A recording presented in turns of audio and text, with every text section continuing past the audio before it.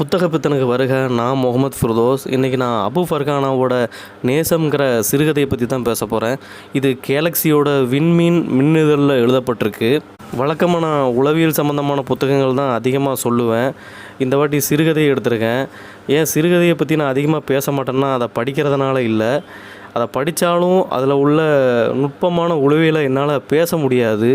அந்த சிறுகதையை வாசித்தா மட்டும்தான் நம்மளால் அது எந்த காலகட்டத்தில் நடந்துச்சு, அந்த உரையாடலில் என்ன மாதிரியான அனுபவம் ஏற்பட்டுச்சு, அதில் நம்ம என்ன உணர்ந்தோங்கிறதே நமக்கு ஒரு புரிதல் ஏற்படும்.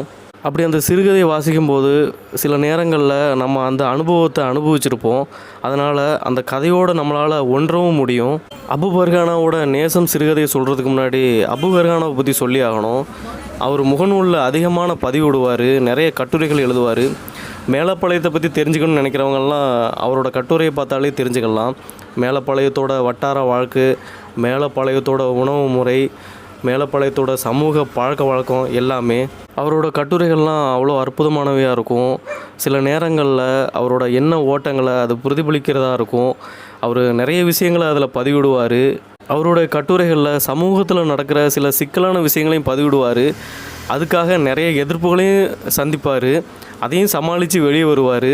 அவரை பொறுத்த வரைக்கும் எனக்கு எதிர்ப்பு இருக்கிறது பிரச்சனை கிடையாது, ஆனால் இது 4 பேர்கிட்ட போய் சேருதில்ல, 4 பேர் நான் போடுற பதிவை பார்க்குறாங்கல்ல, அதனால் மாறுறாங்கல்ல, இதனால் கருத்து ஓட்டம் ஏற்படுதில்ல அப்படிங்கிறது தான் அவரோட ஒரே ஒரு விஷயமா இருக்கும். அதனாலேயே அவரோட பதிவுக்கு ஏகப்பட்ட விமர்சனங்களோ இல்லைனா எதிர்ப்போ வந்தாலோ அதை பற்றி கவனிக்காமல் அவர் அடுத்தடுத்த புதிய பதிவுக்கு தாவிக்கிட்டே இருப்பார். அது அவர்கிட்ட பிடிச்ச ஒரு நல்ல விஷயம். அதான் நானும் கற்றுக்கணும். சரி, இப்போது அபு ஃபர்கானாவோட நேசம்ங்கிற சிறுகதைக்கு வருவோம். இது எதை பற்றின்னு பார்த்திங்கன்னா, ஒரு அப்பாவுக்கும் மகனுக்கும் உள்ள பாசம் அது யதார்த்தமான முறையில் வெளிப்படுத்துகிறதா அந்த கதையில் சொல்லப்பட்டிருக்கும்.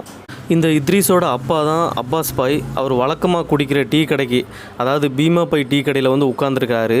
அது எதுக்குன்னு பார்த்திங்கன்னா, தன் பையன் இத்ரீஸு சிவகாசிக்கு இன்டர்வியூ போயிருக்கான் நண்பர்களோட. ஆனால் நண்பர்கள் எல்லாருமே வந்துட்டாங்க, தான் மகனை மட்டும் வர காணோம். அதுக்காக காத்துக்கிட்டு இருக்காரு. பீமா பை என்ன சொல்கிறாருன்னா, அப்பாஸ் பாய்கிட்ட, உங்கள் பையன் என்ன சின்ன பையனா, போகிற இடத்துல தொலைஞ்சு போகிறதுக்கு வரதுக்கு முன்ன பின்ன ஆகத்தான் செய்யும் அப்படின்ட்டு. ஆனால் அப்பாஸ் பாய் என்ன சொல்கிறாருன்னா, இது வரைக்கும் அவன் ஊரை விட்டு போனதே கிடையாது, இப்போ முதல்ல இன்டர்வியூ போயிருக்கான், அதனால தான் கொஞ்சம் பக்கு இருக்குது அப்படின்ட்டு. மற்ற நண்பர்கள் வந்த காரணம் என்னென்னு பார்த்திங்கன்னா, அவங்க சுற்றுலேயே தேர்வாகலை. ஆனால் இவன் சுற்றில் தேர்வாகி 2வது சுற்றுக்கு போயிருக்கான். அதனால தான் சிவகாசியில் இருந்து வர முடியலை. அதுக்கப்புறமா இத்ரீஸுக்கு இந்த 2வது சுற்று இன்டர்வியூ நடக்குது. எல்லாருக்குமே 10 நிமிஷம் நடந்த இன்டர்வியூ அவனுக்கு 5 நிமிஷத்துலேயே முடிஞ்சிடுறது. அதுலேயே கொஞ்சம் ஏமாற்றம் அடைஞ்ச மாதிரி தான் அவன் ஊர் வந்து சேர்றான். அப்போ அப்பா காத்திருக்கிறத பார்க்குறான். காத்துட்ருக்கதை பார்த்துட்டு ஒரு வகையில் சந்தோஷம் அடைஞ்சாலும் அவனுக்கு ஒரு குழப்பமும் ஏற்படுது. இவர் ஏன் காத்துட்ருக்காரு, நாம் தான் இம்ரான்கிட்ட சொல்லிவிட்டோமே நம்ம இன்டர்வியூ அட்டன் பண்ணிட்டு வரத்துக்கு நேரம் ஆகும் அப்படின்ட்டு.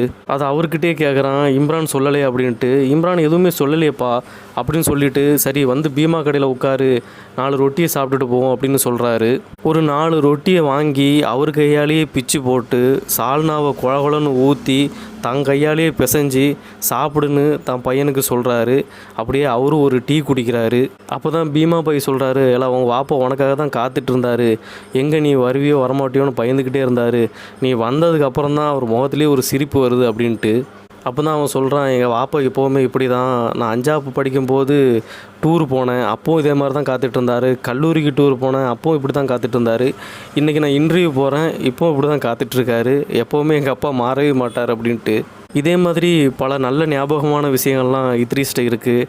அதுவும் சின்ன வயசில் வாப்பாவை கட்டி பிடிச்சிட்டு சைக்கிளில் போனது, அதில் ஒரு அந்யோன்யமான ஒரு விஷயம் இருந்திருக்கும்ல, அதை நல்லா அனுபவிச்சிருப்பான்.